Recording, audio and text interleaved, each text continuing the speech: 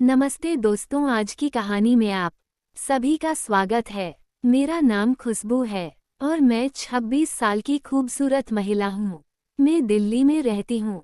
मेरी शादी को 4 साल हो चुके हैं।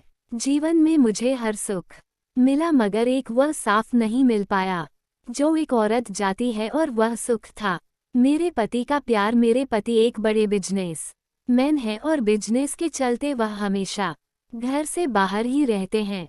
मेरे पास साधन संपत्ति सब है, मगर जिस चीज को हमेशा अपने साथ चाहते हैं वह मेरे पास नहीं है। वो है मेरे पति और उनका प्यार। मेरे घर में एक नौकर भी है जिसका नाम रामू है और उसकी उम्र 24 साल है। वह रांची का रहने वाला है और वह भी शादीशुदा है, लेकिन उसकी पत्नी रांची में ही रहती है और वह भी अपनी पत्नी का प्यार पाने के लिए तड़पता है। पिछले साल की बात है, मेरे पति जब घर आए थे, एक दिन रुके और पूरे दिन फोन पर लगे रहे और रात में मुझे बोले कि वह 1 महीने के लिए दुबई जा रहे हैं बिजनेस के सिलसिले में। रात में फूट फूट कर रोई थी। हर बार मेरे पति जब भी घर आते हैं वह सिर्फ 1 दिन के लिए ही रुकते और फिर चले जाते हैं, और मैं हमेशा की तरह अपने पति के प्यार के लिए तरसती रह। भी कोई रिश्ता है। उनके घर पर जाने के बाद मैंने खूब शराब पी और मेरी तबीयत खराब हो गई। मेरे नौकर रामू ने मुझे अस्पताल भर्ती कराया। इलाज के बाद मुझे घर ले आया। मेरी बहुत सेवा की। तबीयत ठीक होने के बाद मैंने एक दिनों से बुलाकर उसे धन्यवाद। रामू बोला, मेम साहब, हम तो आपके मलासन हैं। आपकी खातिरदारी हमारा काम है। हम अपनी गरीबी के चलते बीवी बच्चों से दूर यहाँ कमाई के लिए पड़े हैं, और आप सब कुछ होते हुए भी अपने पति से दूर है। माफ करना मैम साहब, ज्यादा बोल दिया। हमारी जब से शादी हुई है हम अपनी पत्नी के पास सिर्फ 2 महीने रह पाए थे। उसके बाद से 1 साल हो गया और अभी तक हम अपनी घरवाली से नहीं मिले हैं। बहुत याद आती है उसकी, मगर कम आएंगे, नहीं तो घर नहीं चल पाएगा हमारा। मैंने उसे 10,000 रुपये दिए और कहा, घर जाकर आओ, हम ये पैसा भेजेंगे ताकि हमारा घर चलता रहे। हम आपकी सेवा में यही रहेंगे। आपका धन्यवाद। वैसे भी मालिक घर पर नहीं है तो हमें भी आपका ख्याल रखना होगा। रामू की बातें मेरे दिल को छू गई। ये गरीब इंसान अपनी पत्नी को इतना प्यार करता है। मेरे पति है, क्यों नहीं मेरी याद भी नहीं आती। कितना तड़पता होगा वहाँ पर अपनी बीवी के बिना, ठीक वैसे ही जैसे मैं अपने पति के बगैर। तभी मुझे बुरा ख्याल आया कि हम दोनों एक दूसरे की तरफ भी तो दूर कर सकते हैं। तब से मेरी नजरें रामू पर है।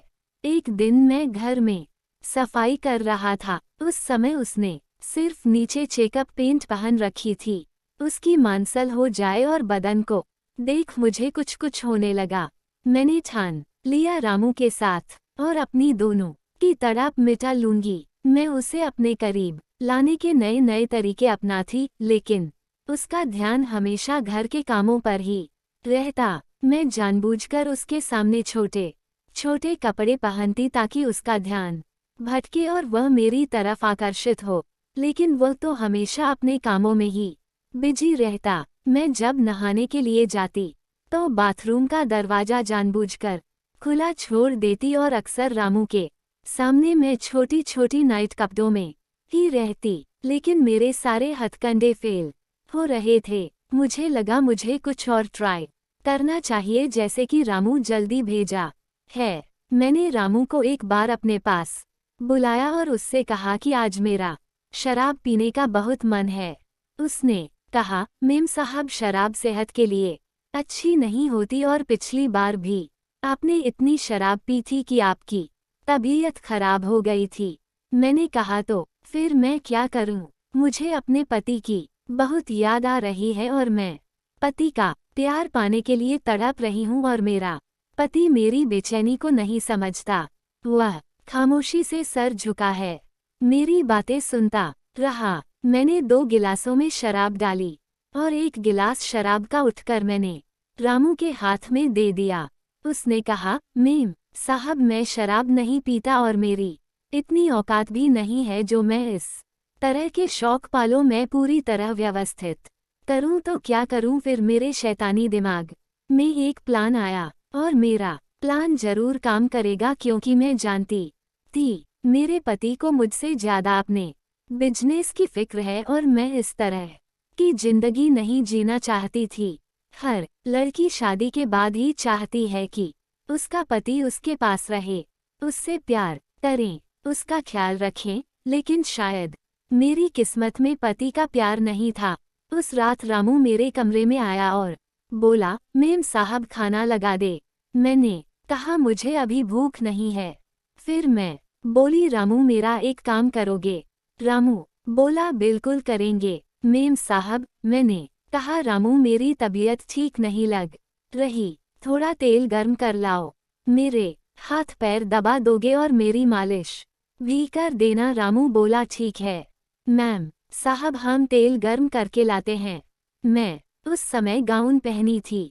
मैं बिस्तर पर लेट गया। 5 मिनट में तेल गर्म करके कमरे में आ गया और वहीं खड़ा हो गया। मैंने अपना गाउन घुटनों तक उठा दिया और कहा रामू मेरे पैरों पर तेल लगाकर मालिश कर दो। रामू जी मेम साहब कहकर मेरे पैर पर तेल की मालिश करने लगा। मैंने जानबूझकर अपना गाउन ऊपर उठा लिया ताकि रामू को अपने जलवे दिखा सकूं। रामू मेरे पैरों की मालिश करते हुए मेरी टांगों को घूर रहा था। रामू की उंगलियों की पकड़ पहले से तेज हो गई। फिर मैं पलट गई और बोली रामू मेरी मालिश कर दो, बहुत दर्द हो रहा है। वह थोड़ा हटके जाने लगा। उसने कहा मेम साहब मैं ये नहीं कर सकता। मैंने कहा रामू देखो तुम्हें शर्माने की कोई जरूरत नहीं है, मैंने तुम्हें अपने काम पर रखा हुआ है और इस मालिश के पैसे मैं तुम्हें अलग से दूंगी, तुम्हारा भी घर अच्छे से चल सके। मैंने उसे पैसों का लालच दिया। रामू ने मेरा गांव स्पीड से उठाकर पेट की मसाज चालू कर दी। मैंने दीवार पर लगे शीशे में देख लिया कि मेरे बदन को घूर रहा था। मैंने कहा रामू मेरी पीठ पर अच्छे से मसाज करो। वह कांपते हाथों से मेरी पीठ की मसाज कर रहा था। उसके हाथ बहुत ज्यादा कहाँ पर है थे। थोड़ी देर बाद से पलट की सीधी हो गई और बोली रामू अब मेरे पेट की मालिश करो। रामू बोला मेम साहब यह क्या कह रही है आप? रामू बुरी तरह कांप रहा था और हज की चाह रहा था। मैंने उसके दोनों हाथ पकड़कर अपने पेट पर लगती है और बोली रामू डरो मत, मालिश करके देखो कैसा लगता है तुम्हें, बोलो अच्छा लग रहा है ना? रामू कांपते हुए कहने लगा मेम साहब अगर मालिक को पता चल गया तो मेरी नौकरी चली जाएगी। मैं बहुत गरीब इंसान हूँ, मैं अपनी पत्नी को घर के खर्चे के लिए पैसे कहाँ से भेजूंगा?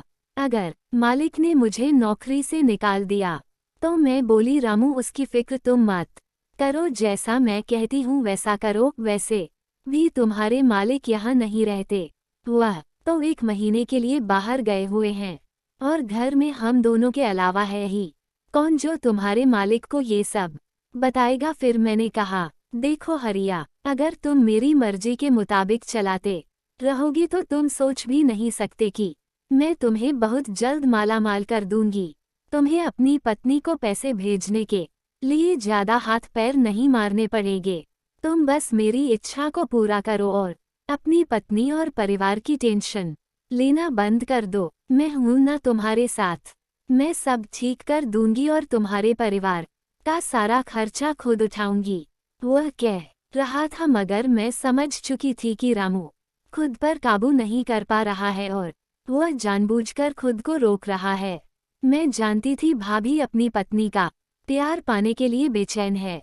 मैंने रामू से कहा मैं अपने पति का प्यार पाने के लिए बहुत बेचैन हूँ और तुम भी अपनी पत्नी का प्यार पाना चाहते हो ना? हम दोनों एक दूसरे को वह प्यार दे जिसके लिए हम दोनों तड़प रहे हैं।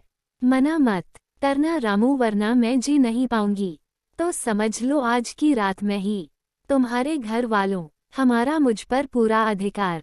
मैंने उसे अपनी बाहों में जकड़ लिया लेकिन रामू ने मुझे एक ही बार में खुद से दूर कर दिया और मेरे पैरों से चादर उठाकर मेरे पूरे बदन को ढक दिया और वह सर झुकाकर अपने हाथों को जोड़कर खड़ा हो गया और कहने लगा, मेम साहब, ये हमसे नहीं होगा। हम अपनी पत्नी से बहुत प्यार करते हैं और हम अपनी पत्नी को साथ बेवफाई नहीं कर सकते और न ही अपने मालिक के साथ गद्दारी कर सकते हैं। विदेशों में रहते हैं लेकिन इसका मतलब यह नहीं कि आप मालिक के साथ बेवफाई करो। आप मालिक से प्यार से बात करके देखो, शायद वह आपकी बात मान जाए। जब हम अपनी पत्नी के बगैर उसकी यादों के सहारे जी सकते हैं तो फिर आप क्यों नहीं। आखिर प्यार और विश्वास भी तो कोई चीज़ होती है। और फिर मालिक बाहर रहकर इतनी मेहनत करते हैं, वह भी तो आप ही खुशी के लिए ही तो करते। अगर मैं ज़्यादा बोल दिया हो तो माफ़ करना मैम साहब। रामू की बातें सुनकर मेरा सिर शर्म से झुक गया था। मैं उससे नजरें भी नहीं मिल पा रही थी। उसकी एक एक बात मेरे कानों में जलते हुए सांप की तरह लग रही थी। मेरी आंखों से शर्मिंदगी के आंसू बह रहे थे। ठीक ही तो कह रहा था वह। रामू हाथ जोड़कर कहने लगा, मेम साहब, अब मैं आपके घर काम नहीं, कल ही यहाँ से चला जाऊंगा और कोई दूसरी नौकरी तलाश कर लूंगा। मैंने रामू से कहा, ऐसा मत करो, मैं अपनी गलती के लिए बहुत शर्मिंदा हूँ। तुम क्यों नौकरी छोड़ रहे हो? तारिया ने कहा, नहीं मेम साहब, अब हमारे यहाँ से चले जाना ही अच्छा होगा, क्योंकि जब जब हम आपको देखेंगे तो शायद हम आपसे नजरें नहीं मिल पाएंगे और न ही आप हमसे नजरें मिला पाएंगे। और मेम साहब, आप भी जवान हैं और हम भी जवान हैं, कहीं हम बैठ ना जाए, हमें बहुत डर लगता है।